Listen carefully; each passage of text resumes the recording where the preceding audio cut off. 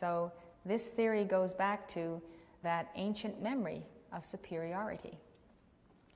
And for the poor, in 1873, Galton wrote, "I do not see why any insolence of caste should prevent the gifted class, when they had the power, from treating their lower caste compatriots with all kindness, so long as they maintain celibacy. But if these continue to procreate children inferior in moral, intellectual, and physical qualities, it is easy to believe that the time may come when such persons would be considered as enemies of the state and to have forfeited all claims to kindness." Can you imagine the nerve? We'll be kind to the poor people as long as they maintain celibacy and do not multiply themselves. But when they multiply themselves, we have a right inherent in our superior estate to withdraw all kindness, that is support, medical supplies, or any type of assistance to help them to evolve out of their condition. Galton's, quote, "scientific truths" were so profound to him that he concluded that enthusiasm to improve the race is so noble in its aims that it might well give rise to a sense of religious obligation. In other words, fanaticism. Fanaticism engendered and increased by hatred. No doubt Marx, with his scientific socialism, his love of the leadership class, the dictatorship of the proletariat, and his disdain for what he called the lumpen proletariat, the lowest class, whom he called those passively rotting masses, felt the same way. Marx is in a class by himself among the Nephilim, and he had utter disdain for the very ones for whom he was proclaiming his communist revolution. He hated the masses. He used them to his own designs, and he called them the passively rotting masses.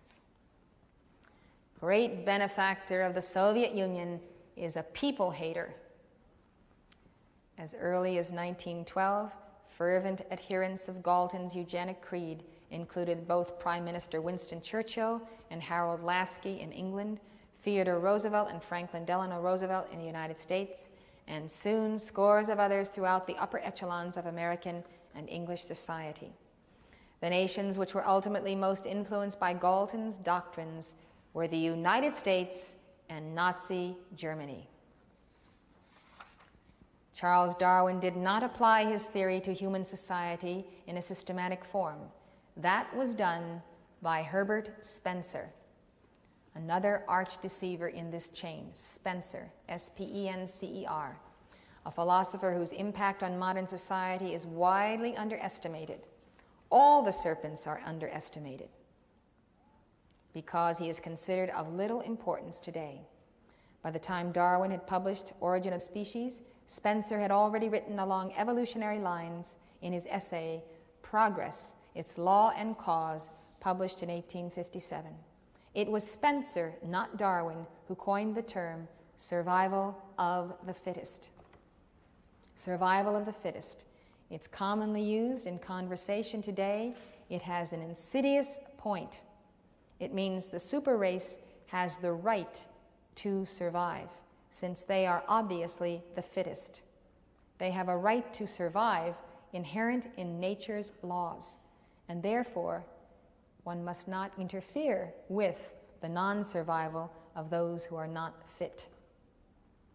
According to Spencer, life progressed from an incoherent homogeneity, which meant that all life existed in the small, uniform particles like the protozoa, to a coherent heterogeneity where there are dissimilar constituents such as the higher animals and man. The final result of this process was a civil society. Spencer held that an unknown and unknowable absolute force was continuously operating on the material world and producing variety, coherence, integration, specialization, and individuation. Gases concentrated to form planets, the earth became more variegated and gave birth to such simple animals as the amoeba.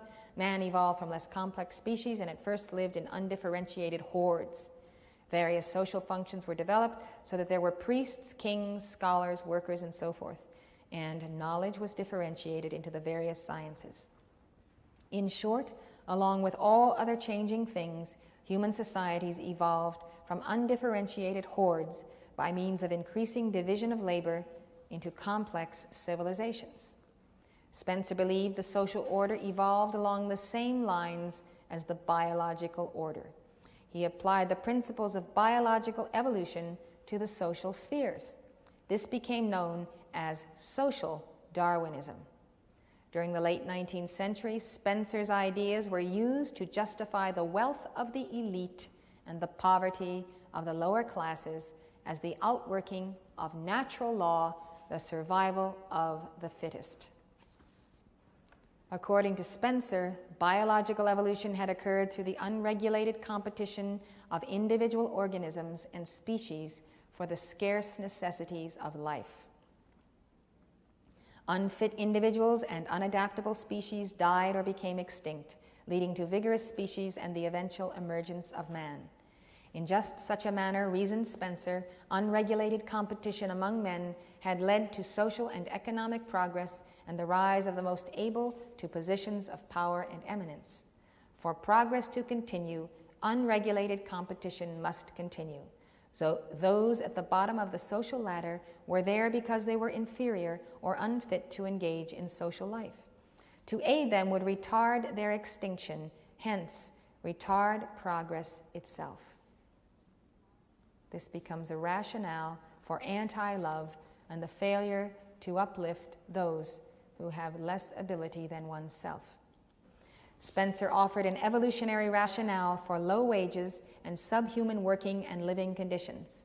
Galton offered hereditary reasons in the natural laws of biology for not wasting sympathy, money, education, and above all, health care on biologically low-class types.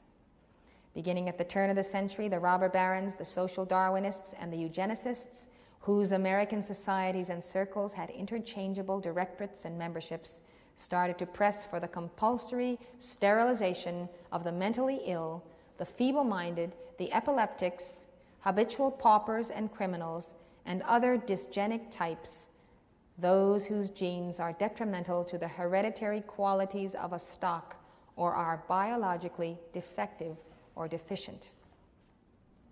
At this stage, the power elite, by blending the doctrine of Spencer and Galton, which carried with them the drift of Darwin and Malthus, had within the framework of their social conscience a justification for their superiority, which not only sanctified their urges for power, but demonstrated that they were part of a natural process created by God. One thing that you need to understand about the fallen ones is that they have never admitted their own descent in the order of hierarchy, nor have they admitted the ascent of the sons of God. They will not acknowledge the sons of God as above them in hierarchy, laying claim to their status in the hierarchy of angels before their fall. When they lost their position, they are not accepting the judgment of God, where they were cast out of heaven and cast down into the earth. You have to understand this in the psychology of the Nephilim.